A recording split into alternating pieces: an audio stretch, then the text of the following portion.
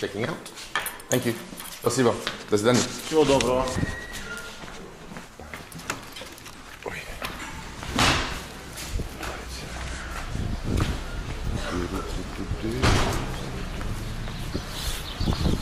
Good morning from a rainy and miserable Gomel here in the very far east of Belarus.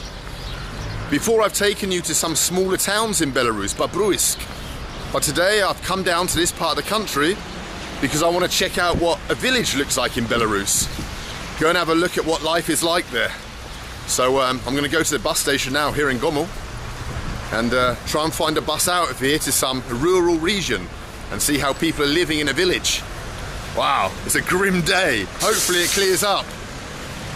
Gets a little bit sunny later on. But anyway, join me if you want to on this adventure into the heartland, into the Belarusian, the deepest part of Belarus, to check out some villages.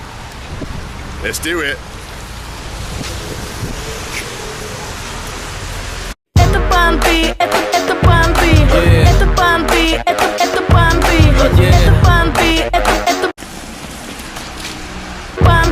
Смотри, где я, лучше смотри, где ты. Это понты, это понты, это понты. What grim old weather it is, and I've got a cold, bad throat, but I'm going to try and keep myself jolly. The worst comes to worst, I'll just buy some vodka. Let's go into the bus station.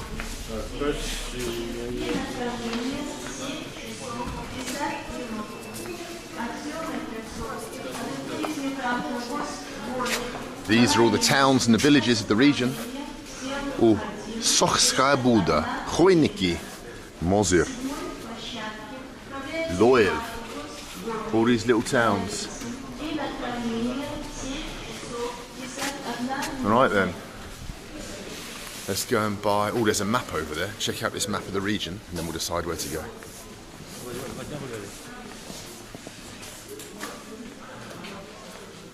Alright, I bought a ticket. We're going to a place called Karma. Hope my karma's good today. Let's go and check it out. Got 25 minutes till the bus leaves. So we can't get a coffee somewhere this early hour of the morning. Oh,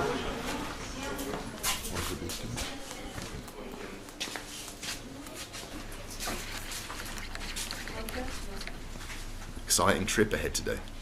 Hopefully we meet some cool people. Ah, worst coffee ever.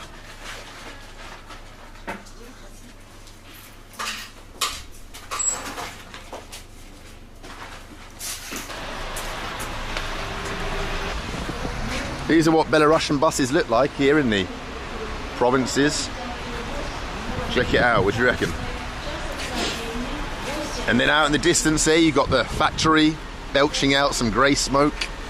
And you've got a whole row of apartment buildings, Soviet apartment buildings there in the distance. We found where we're going. Here we go. Number 7.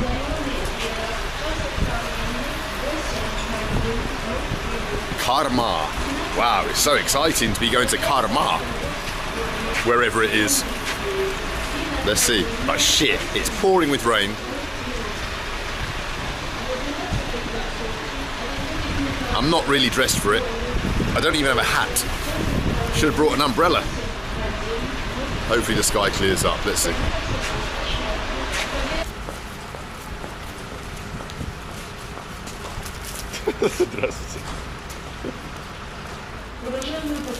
You can tell the people of the provinces they wear thick shoes, thick black shoes, to protect them from the snow and the mud in the villages.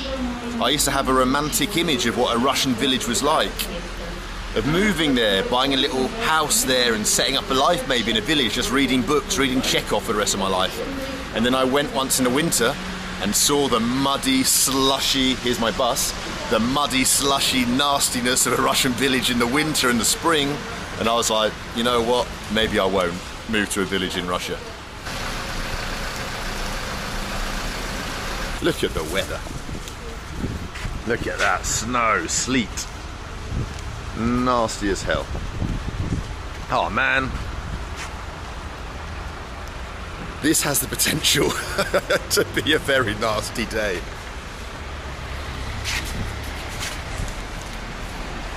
Извините, пожалуйста. Извините, пожалуйста. Это мой билет до этого? Нет. Нет? Хорошо, тогда спасибо. Right, it's not that one. It's confusing reading these tickets.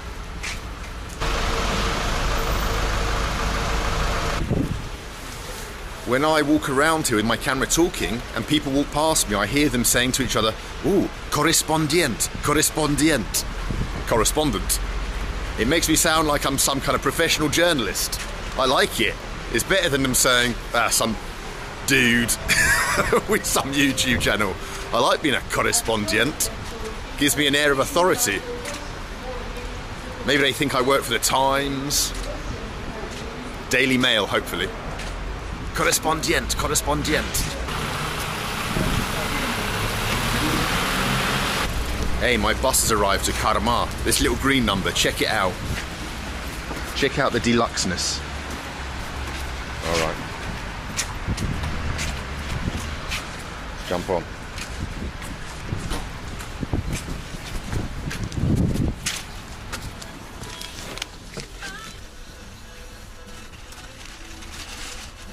I'm on the bus. Seems pretty quiet. There's only 2 other people here. So Korma definitely isn't a tourist destination. Not many people going down there, or at least not this time in the morning.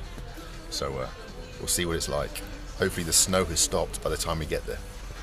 Let's see.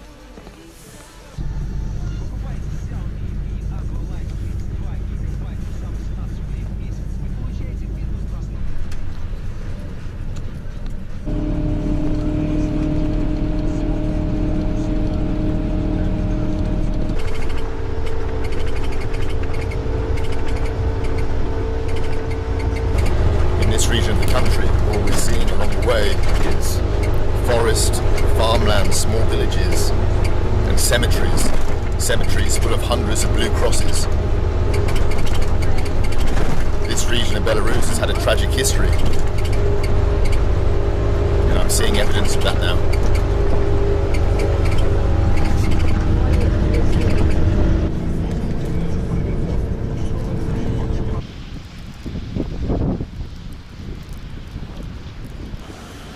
We've stopped off in a town called Dobrush, which is about 2 kilometers from the Russian border.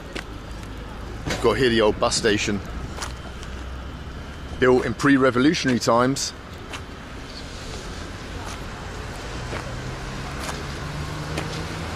This part of the region, this part of the country has been shifting, borders have been shifting. Once this town of Dobrush was in Poland, and then it was in Russia. Once it was under the domination of Sweden, when Sweden controlled this area before the Battle of Poltava, where the Russians defeated the Swedes once and for all. Then the Soviets came. And then finally in 1991, Belarus, for the first time in its life, in its history, attained true independence and became an independent country. Dobrush in the winter. It's a little bit grim.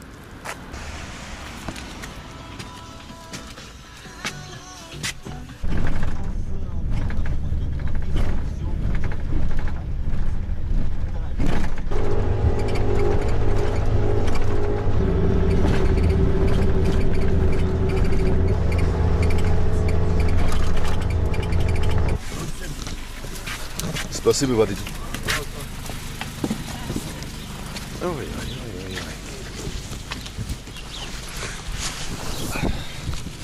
Well, we've arrived in Karma.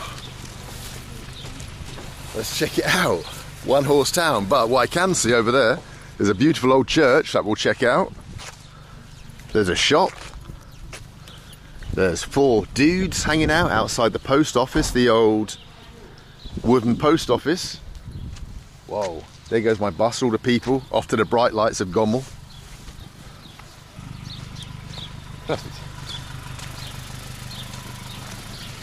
Have fun in Gomel, guys, have fun in Gomel. I'm going to check out Karma. Right then, exciting, right? A little rural community in Belarus. There's been many foreigners come down here before. Let's check it out then. So first things first, let's go and check out this building. This old Soviet-style building. It's still got the hammer and sickle on the top. Let's see who this dude is. He's got a statue. It is Shamyakin Van Piatrovich. Have no idea. Some Belarusian dude. He's got here a little flag, which means he was probably a member of the Communist Party. Let's have a look up here. Up here on the building here, we've still got the old hammer and sickle. You see, in Belarus, this stuff hasn't been removed. Unlike in the Ukraine, where it's all been ripped down and torn down, in Belarus, you still see the old hammer and sickle on everything. Well, all right. Oh, bloody hell, it's cold. Let's go and do some more exploring here in Karma. The worst time to travel in Belarus and this region isn't the winter, as you might expect, when it's really cold, but it's the spring, like now, because the snow melts and turns everything to a muddy slush. And if you're not prepared, like I'm not in my Converse, then you're gonna suffer. The best time to travel is the summer or the winter, when it's snowy underfoot. Not now.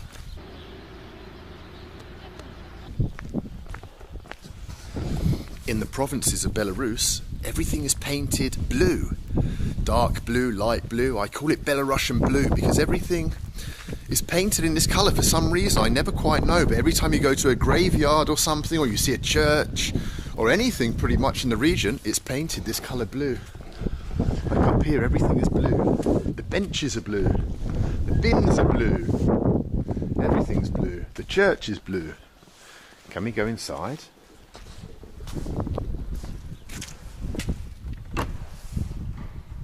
Oh, it's open. Let's have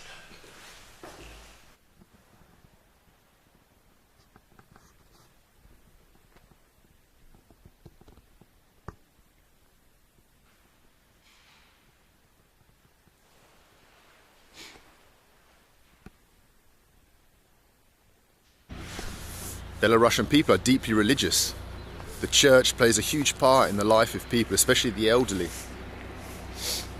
I suppose when you've been let down so much by governments and by the harshness of life, that you put your hope in something else, you put your faith in God. Maybe it's some kind of way to ensure that the next life isn't as harsh as this life. All right, let's carry on. Let's follow the road. Old larder here. They still drive them down here in the provinces, the old Zhiguli. In the West we call them larders, but in Russia you call them a Zhiguli. Oh, there's a pavement. Let's follow the pavement. You can see here the horse manure or cow manure. This is a rural farming community, so animals and stuff will all be passing through here. This region of Belarus is very rural. The only employer really is either small little shops and post office and government offices, or the farm. It's where people make their money. Here comes a big pile of steaming shit. These are.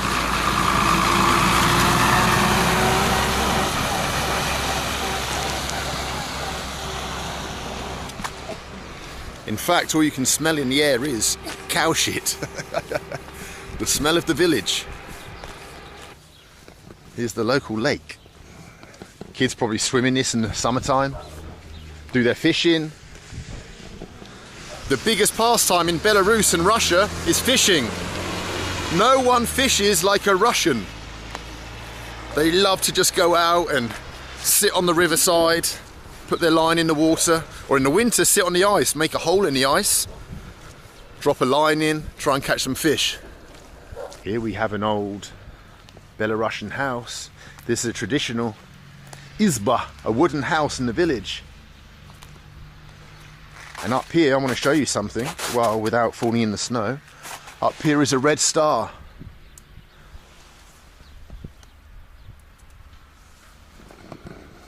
When you see a red star on a house, it means that someone lived here who fought in the war. Everyone fought in the war if you were old enough. Look at it now. Wow. The smell of shit is in the air.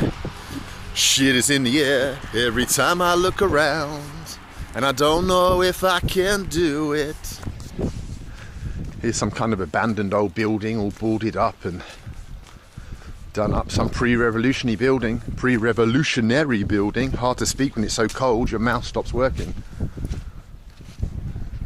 I don't know what this building was before. Maybe it belonged to some rich landowner, some kulak who was liquidated and executed under the communists or sent north to the camps, as unfortunately many people who owned a horse or owned their own cow were. I wonder if we can have a little look in. Probably where the local dope smokers come to hang out. Bet there's bottles of beer in here. Can we get in here somehow? Let's have a little exploration. We can see up here the old roof tiling that they decorated it in the Soviet Union. It's all collapsing now, this ceiling. And up there more. This old building was done up. What's through here? Man, I can't see a thing. Wait there, let's get the old telephone out. Shine a light.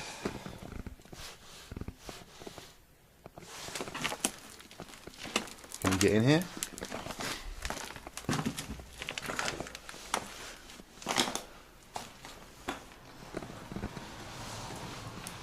Anyone in here? There's the old fireplace, which is now all cemented up. So, as I say, this is a pre-revolutionary building that was... Oh, what's in this? A bag of stuff, a bag of clothes. What sort of clothes they got in here? Maybe something I can wear, because I'm bloody... Oh, look at this. Maybe I could wear that. No, it's a children's jumper. I don't want to be walking around the villages of Belarus in a children's jumper. I'll get a reputation.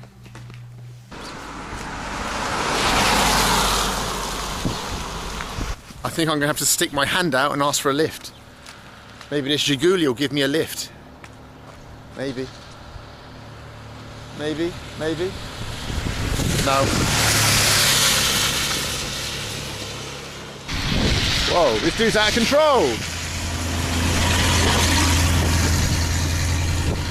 He came round that corner like a wild thing. He gave 0.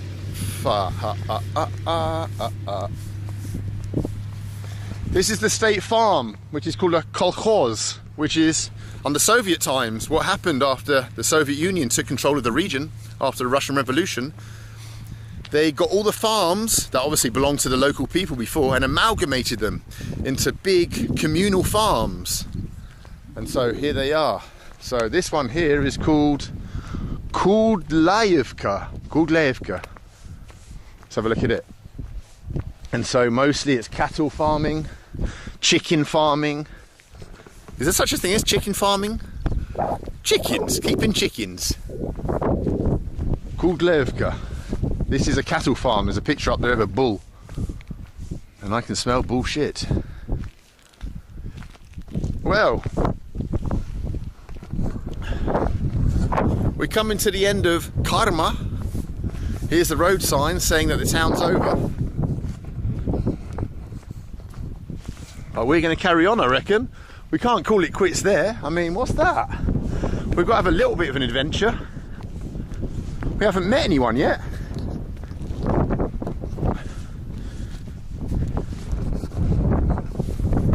Whoa. Let's get a thumbnail. Often when I watch my videos back, I'm like, why did I not get a good picture for a thumbnail? This might be a good one. Just me looking out across the bleak landscape, moodily, pensively, with a thought. The sign in the background. A good one. Might use that. Right then. So what now? Let's carry on, just walking down the road and see what we find. There's got to be something in the distance. Some village or something. Hopefully. Haven't eaten any breakfast, so I've got to find like a cafe or something. I might have to knock on some old babushka's door and say, please, can I have some bread and butter? Or something, some grichka. Can I have a pink sausage? Any chance of a pink sausage? Someone stopped to pick me up. Oh my god, what legend! Мы нахуй полбутылки уебали троем. Пиздец, блядь. Дима, я сейчас такой типа завись хуйня. Ну я говорю, Дима, ну такой квейп участвует, только, блядь, индикация еще по кругу нахуй, такая красная, желтая. Типа, блядь. И мы, короче, выпали. Отлично, спасибо большое. Это отсюда сколько километров? Около? Ой, наверное, около 5. 5, да? Ну хорошо тогда. Тогда без. Может даже меньше. Да? Ну хорошо, спасибо. О, счастливо.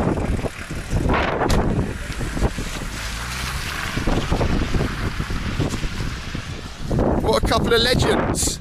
A couple of Belarusian legends picked me up. And dropped me off at the turn-off to the next village, which is called Kharoshivka. Alright.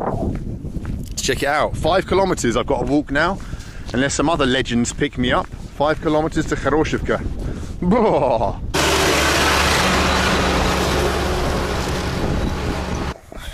Those guys who just gave me a lift dropped me off. It was funny because every other word that they were using was a Russian swear word. In Russian they call it mat. Swear words. Bled. Suka. Pizdец. And I realised that I'm not manly enough. Belarusians are more brutal with their language. I'm too polite.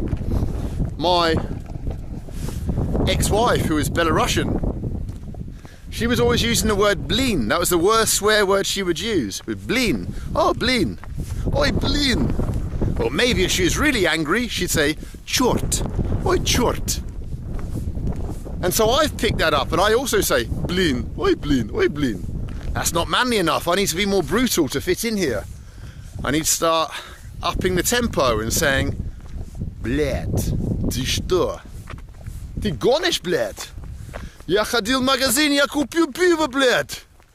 Coming up is the world's most overloaded tractor. I might get hit by it. If this thing makes it to the next village without tipping up, I'll be amazed. Check it out. Those hay bales on top. Wow.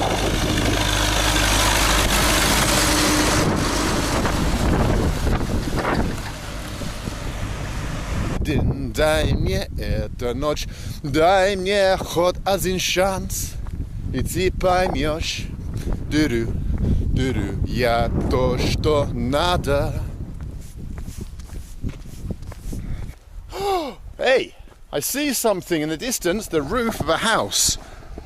You won't be able to see it from here, but I can just see in the distance, really in the distance, the little roof poking up over the treetops. Oh, imagine if there was some smoke coming out of a chimney. Some bread was being cooked in an oven by a nice babushka. And she said, come on in, young correspondent from the King Fema Times. Come on in, sit down, I'm going to cook you some pilmeni. You can have a nice draniki with me. And a cup of warm chai. That would be lovely, wouldn't it? Can you imagine? And then she said, I made a bed for you. And she says, get into the bed, get under the blanket, get all warm. And I say, oh, that's lovely, thank you, babushka. And then she says, move over, I'm getting in with you. And I'm like, what?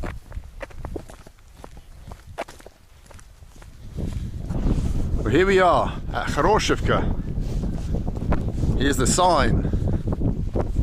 Finally, we've made it. Wow, that was a long walk. Kharoshivka. Let's go and check it out.